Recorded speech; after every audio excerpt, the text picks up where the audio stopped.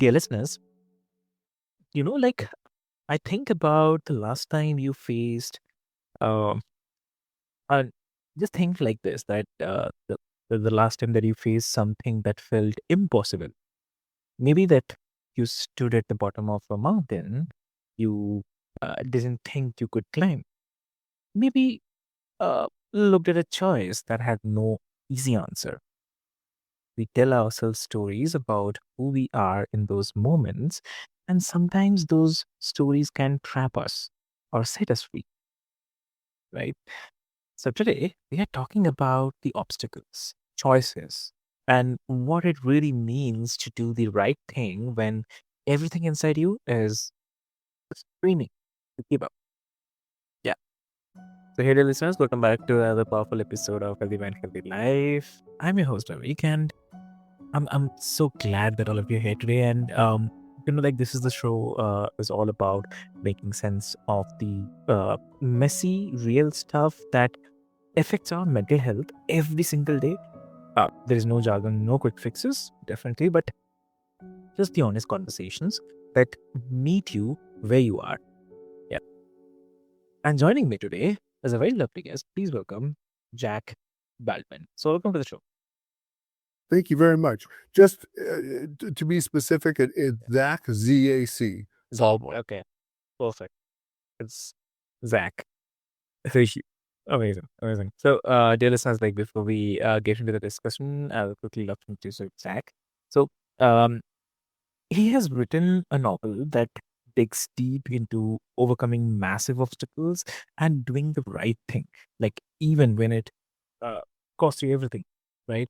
So, exactly. So, dear listeners, trust me, there are a lot of things to discuss today, and I believe you'll learn a lot of things from Zach. So, by the way, let's get started. Welcome to the show again. Thank you very much. Amazing. So, I really want to start with something like, like when people think about overcoming obstacles, uh, there's often this idea that it's all about the willpower or toughness, like uh, pushing through no matter what it is. So, what do you think? Is the biggest misconception that you have noticed about what it really takes to get through or something which is massive? I think we have words that have an automatic judgment. For instance, unreasonable. You hear someone say, he's unreasonable or she's unreasonable, and there's a negative connotation to that. But if you look at the incredible accomplishments, they had to be unreasonable to achieve it. They had, you know, climbing a mountain, you're gonna climb Mount Everest? Well, that's unreasonable, but you ignore that and move on anyway, you know? Yeah. So, yeah, to me, it's important perception that other people who don't see it or whatever will call you stubborn, unreasonable, and you've got to be okay with that. And even if you fail and they'll go, "See, I told you so," you still accomplish something by trying to move it. And you should never feel bothered or ashamed that you gave an attempt even if it failed. Mm, I agree. And when someone is in that thick of that, right? So how do you how do they start to notice the difference between pushing themselves forward in a um healthy way versus just grinding themselves down? That I think is the hardest one, because, again, people outside looking in would say, "You're crazy, give it up, look how tired you are, you need rest, you need to eat," or, whatever admonitions they're throwing at you. Yeah. And, again, the people that kinda go beyond that achieve great things, but also there are ones that go beyond it and fail. And it's really if you can still be, if you will, aware of other people, considerate of them a bit, go crazy with your goal. But if you find that you're alienating everyone and that, you're angry all the time or whatever, well, then maybe you should relook at what you're trying to do. Mm. There has to be some positive, even if you're just struggling. there's some motivation. In writing, I'll have people say, "Hey, I wanna write," and I'll say, "That's terrific." I have to write. I Yes. don't I don't have a choice. It's gotta come out of me or I'm gonna, turn into a turnip or something. I don't know, but, Mhm. um, and that have Yeah. to me, is your own personal resonance, and if you have to, you gotta ignore what other people are saying and just go with it. Unless, of course, you're making yourself so miserable that you can't be with you as well as anybody else. That's a totally different thing. But if you're driven in a positive way, "I must do this," Yeah. to me, it's go to town. That's interesting. Yeah. It's just such an important distinction because we hear so much about the resilience and grit, but uh, if like uh, we are not paying attention to what's actually sustaining us versus like what's depleting us, then we can obviously end up some stuck, obviously more stuck, and not say some, it's more stuck than when we started. Yes, very much. Yeah.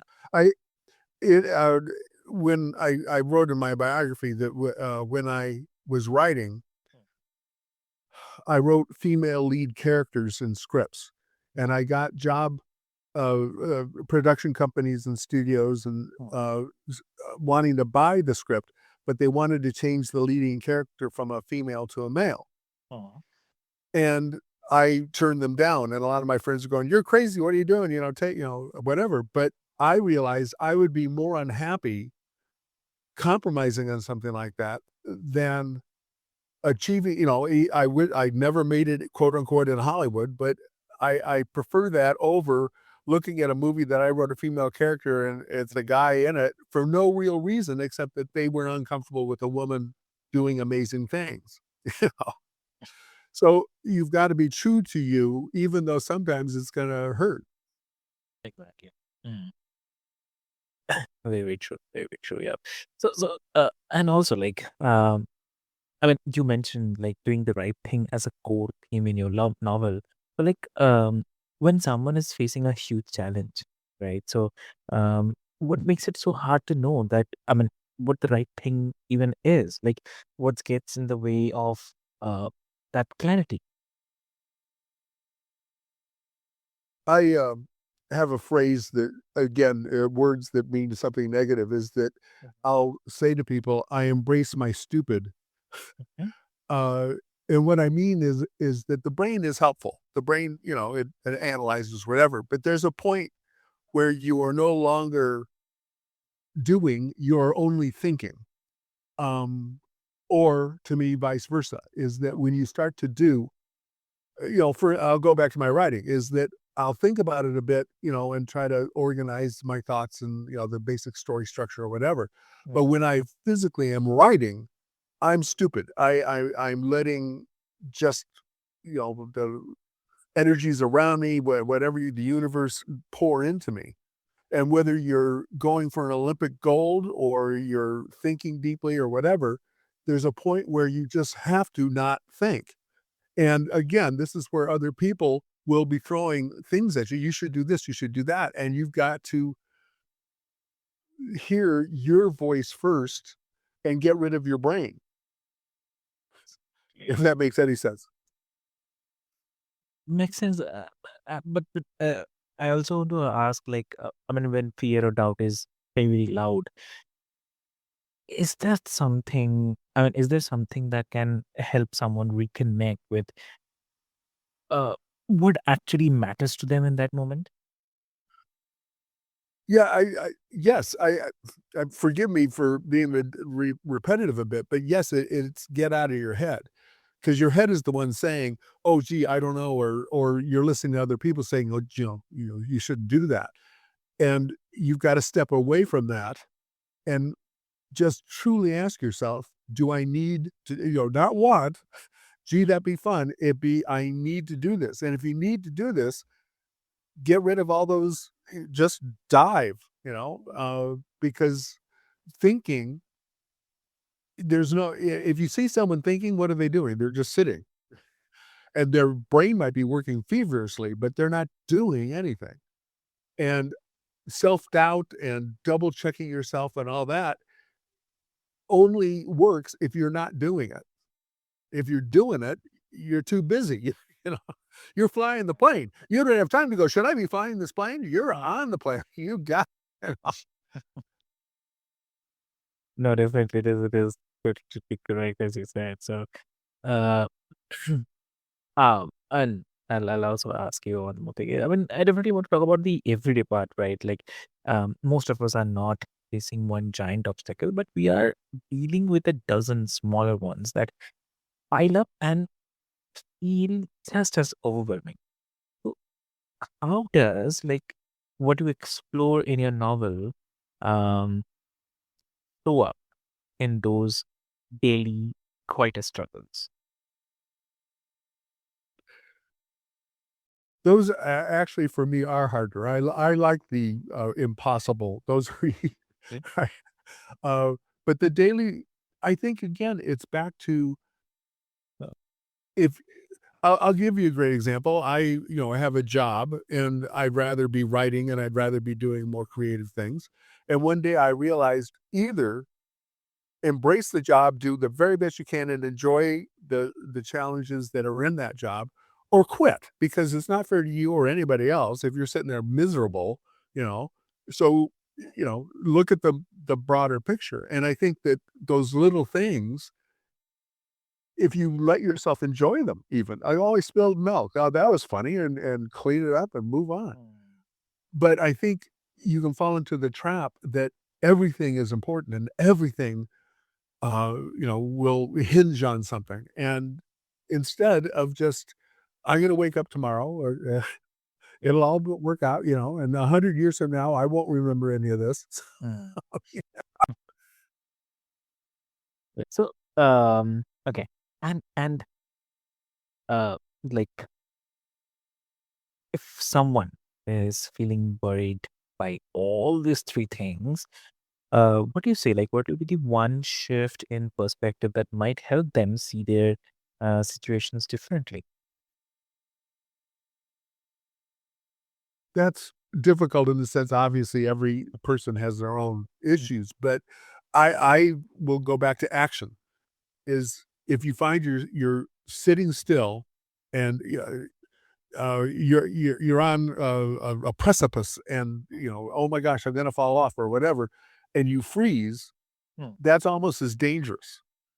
So to me, and I'm talking emotionally, I use it as an analogy, but just you get caught up so much in all this. Just find one thing. It can be a small thing, Yeah, yeah. clean your desk or your bed or vacuum or go out for a walk, jog, or play with your dog, something to break you out of the enormity that you are feeling. Because ultimately, there is no enormity. You know, again, your heart's gonna beat, your lungs are gonna work. As long as that happens, Yeah. you know, move on. So I would take small bites of things Mm. and try to remember to enjoy it. Appreciation is a very powerful tool. Yeah. And, uh, even if you have to, dredge, I "Hey, I've got a car and someone else doesn't." I mean, it can be, menial, uh, but look at things that you've got that you would prefer to have, even food. I'm eating. Exactly. Yeah. Um, so appreciation and movement would be my 2 suggestions just in general. Hmm. No, no, I totally agree with you on this. Totally, totally. So, um, and obviously, I mean, it tells everything. Like when we are overwhelmed, it's easy to think that we are uh, feeling at all of it, but recognizing that even small voices actually matter, and uh, mm, that even one intentional steps counts. So that can shift Yes, the whole feeling, right? So, absolutely. A movement's incredible. mm, You're scared of falling, so you stand still. As soon as you step, you change the dynamic immediately, even if you fall, but most of the time you're not going to fall. You think you're going to fall, but walking is falling with you catch yourself. If you move your leg, you're going to fall on your face. So that you've got to embrace that. And I think once you start that, it does shift the paradigm. It really can. Yeah, exactly true. So, uh, yeah, I mean, one more thing also I want to ask you about, like, see, here's the thing that nobody talks about enough. I feel, um, you take the step, you make progress, and then something knocks you back, right? So how do your characters and how do you think real people handle setbacks without losing hope or kind of giving up entirely? Actually, I have discovered that's a running theme through my writing. My latest book and the book before that are good examples of feeling overwhelmed. I do action, so that usually it's you're outnumbered and outgunned, and how you move forward, kind of thing. But the the setbacks can be learning because if forgive me, if you're fighting someone Mm, and you realize they're better than you and they knock you down, you can learn from that. Okay, what did they do and what can I adjust? And you've got to do it quickly because you're in the middle of a fight. But you can learn, and I think that's true with any setback. And I don't know about you, but I don't think I've ever read anybody's biography who was successful that didn't fail, including Elon Musk, or movie stars or whatever. They got rejected. They failed. They ran out of money. I mean, you just again, we're back to movement. Is mm. you have a setback, you just gotta keep moving.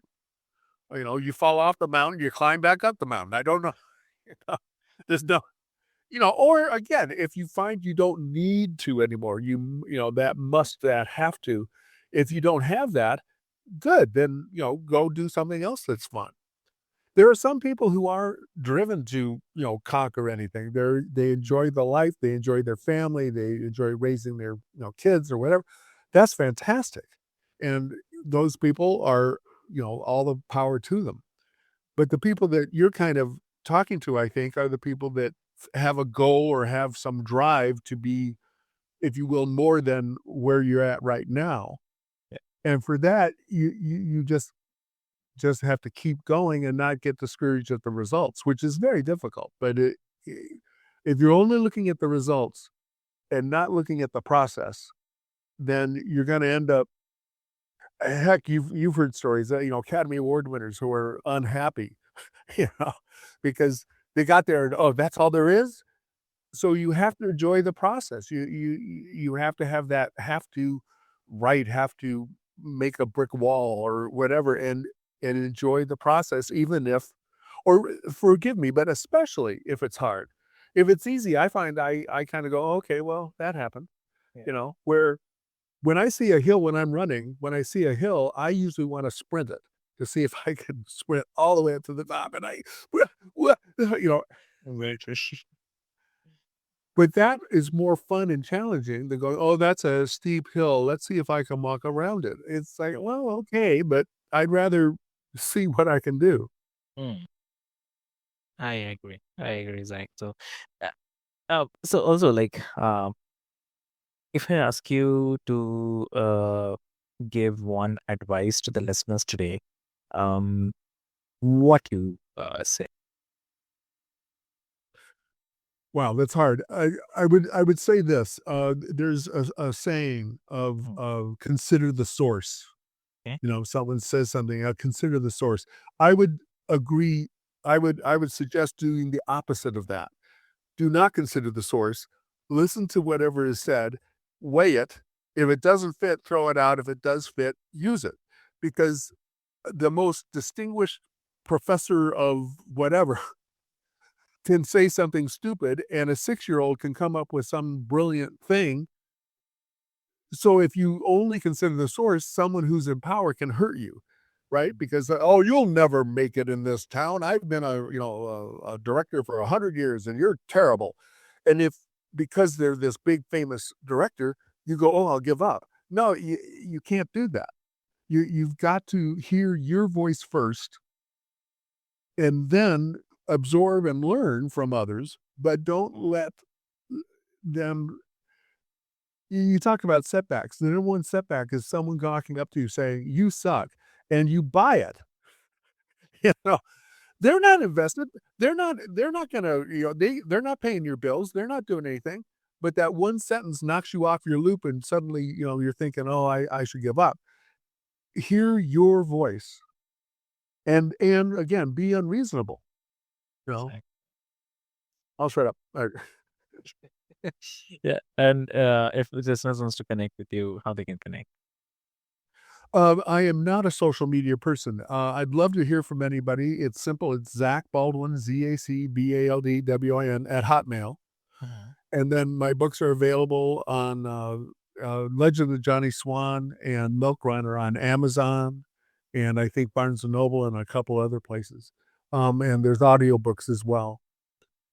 Amazing. I mean, really happy that you still using Hotmail because I lost my the earlier Hotmail password and all. And after that, I never been to Hotmail. But and it's great to hear someone who's still using Hotmail. I've used it seriously for 45 years now. It's not Hotmail. And my problem with social media is there's a technical side to it I don't really want to, but it's an investment of time where I'd rather write than, you know, being bombarded by all these, tweets and twats and twerks and stuff. Yeah, I understand. No worries. So yeah, I mean, there is another what I'll do is I'll put all the links, details, everything into the show notes for easy reference. And there is just like the right thing is not always the easy thing. And No. yeah, and overcoming obstacles doesn't mean doing it perfectly or alone. So it's very, very important. And thank you so much, Zach, for sharing your perspective today. It is really, really helpful. And Thank you very much for having me. yeah, and also listeners, like we spend so much of our lives waiting for the perfect moment, the clearer answer, the guarantee that it will, I mean, all work out or everything. But truth is, growth happens in the uncertainty. It happens when we take the kind of imperfect step and we acknowledge the fear and move anyway. If yeah, like when we let ourselves be human through the whole messy process. So you don't have to, yeah, and you don't have to have it all figured out. You just have to keep showing up, and that's it, right? That's very much. Yeah. So with this, thank you so much for being here, dear listeners. If you are listening, or maybe you'll be listening later, take care of yourself, and I'll see you in the next one. Thank you so much. Thank you.